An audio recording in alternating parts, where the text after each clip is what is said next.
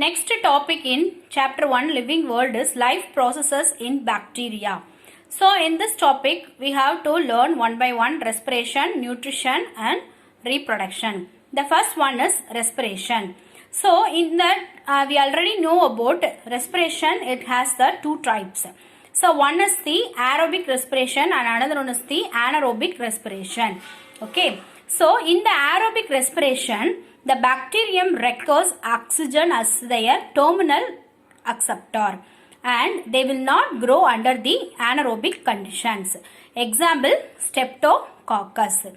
Okay, so in the respiration process there are the two processes. So one is the oxidation process and another one is the reduction process. So in the oxidation and reduction process there is the last terminal acceptor, electron acceptor is the oxygen. For the bacterial respiration means that type of respiration is know about the aerobic respiration. Okay. Then obligate aerobes means the condition must need. Okay. Example, Micrococcus. So some types of the Micrococcus bacterium, they need or they must have oxygen to survive. So without oxygen they become die. Okay, so that is the obligate aerobes. The next type of the respiration is anaerobic respiration. In this type of respiration, the bacterium do not use the oxygen for their growth and metabolic activity. They obtain the energy from their another way, that is the fermentation reactions. In the fermentation reaction there is the two way.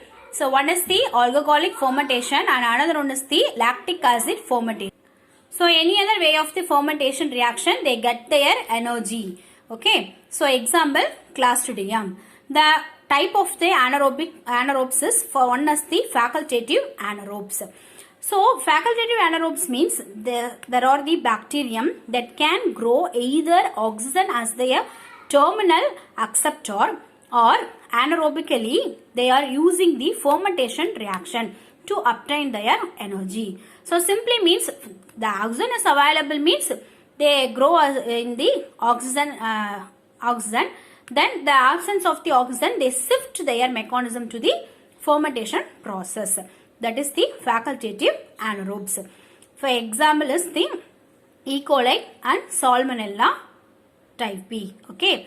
So in the E. coli, we mostly know about E. coli is present in our intestine. Okay. So in suppose any other infection like an abdominal abscess is present in our stomach means the E. coli can rapidly consume all the available oxygen in our stomach and then they shift them or they change their condition to the anaerobic.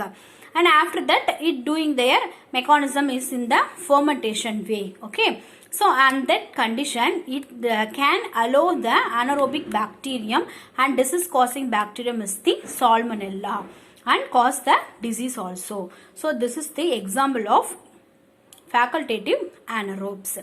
The next one is the capnophilic bacteria.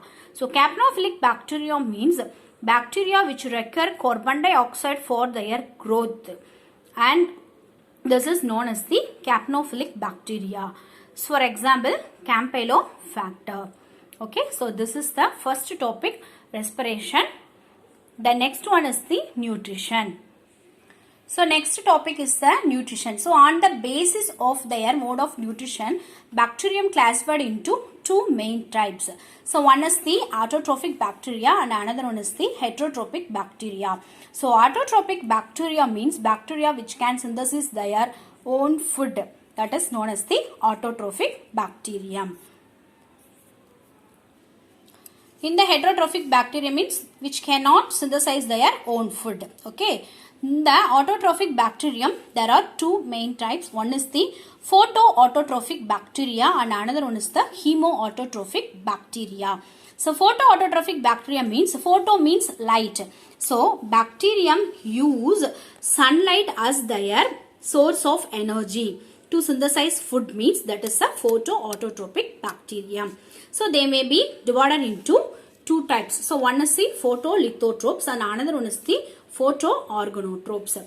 So photolithotropes means, in this photolithotropes, the hydrogen donor is an inorganic substance. Okay, so hydrogen donor is the inorganic substance to obtain their energy. So first one is the green sulfur bacteria.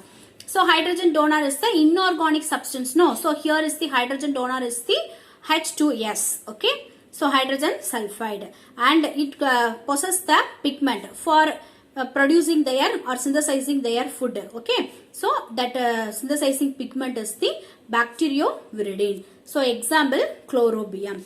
The next one is the purple sulfur bacteria. So here is the hydrogen donor is a thiosulfate, that is also inorganic substance. The next is the utilizing or possessing bacterial pigment is the bacteriochlorophyll. Example, chromatium. So inorganic substances means the chemical substance does not contain the carbon. That is the inorganic substance. So hydrogen sulfate that does not contain the carbon atom, and thiosulfate also does not contain the carbon atom. So for their hydrogen donor substance, they are utilizing inorganic substances means that is known under the sunlight means that is known as the photolithotropes. Okay. The next one is the photoorganotropes. So belonging to the name, they are utilizing the organic substances under the sunlight. Okay, so organic, they utilize the organic acid or alcohols as their hydrogen donor means that is the photoorganotropes. Example, purple non-sulfur bacteria. So here is the thiosulfate and hydrogen sulfate is the sulfur, no, but here is the photoorganotrope means non-sulfur bacteria.